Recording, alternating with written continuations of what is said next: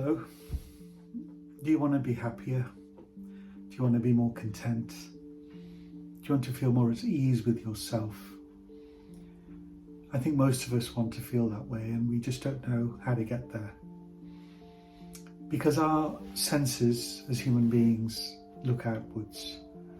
The eyes look outwards, we see things that are around us, the ears hear what's outside. When we touch things and hold things, they're also outside of us. It becomes very natural for us to think that all of our peace, our happiness, our joy is also going to be outside of us. But psychologically speaking, a lot of the most important stuff that creates happiness and joy and peace and contentment actually is within our mind, within our hearts, the way we are on the inside. Just to demonstrate, I remember being on a wonderful holiday. I was in beautiful surroundings. The island was Cyprus, looking out at the Mediterranean Sea, a balcony, gardens in front, a beach beyond the gardens. It was a 5-star resort. It was wonderful. But I fell out with somebody that I had travelled there with. And having fallen out with them, they were in another part of the hotel and I was somewhere separate. Both of us were unhappy. So that, first of all, tells us that the environment, the paradise that we may be in, does not necessarily equate to us being happy on the inside, to being joyful on the inside. It can help, but it's not necessarily the reason.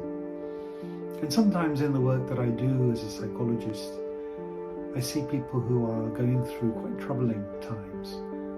And some people manage to find the resilience, manage to find the composure to get through those difficult times without becoming a casualty to them. So even difficult surroundings and circumstances outside of us need not destabilize how we feel. There are 3 factors that are really, really helpful, and it comes from the literature on self-compassion. Self-compassion is something that a lot of people think is indulgent. People don't necessarily think it reflects well on their character to be so focused on themselves. But actually self-compassion is a very important psychological process. The first thing in achieving a degree of self-compassion is to be kind to yourself. Think about how you talk to yourself. Think about how you connect with yourself, your experiences. If you berate yourself and you find that you are criticizing yourself or fault-finding all of the time, then it will be very difficult for you to be at peace. Secondly, refer to a concept known as common humanity. When we start to see that we are not the only people who may be suffering, that other people also go through these sorts of difficult and challenging times, whether it's falling out, whether it's the end of a relationship, it's a bereavement, maybe even if it's a traumatic experience that we unfortunately have had to pass through. We're not alone. There are other people that have struggled in this way.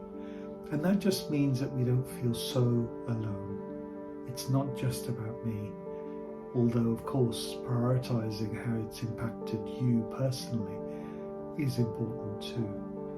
And the third thing that really, really helps, it's the concept of mindfulness. When we start to look at things as they are, without necessarily judging, without labeling, but just to notice the way things are.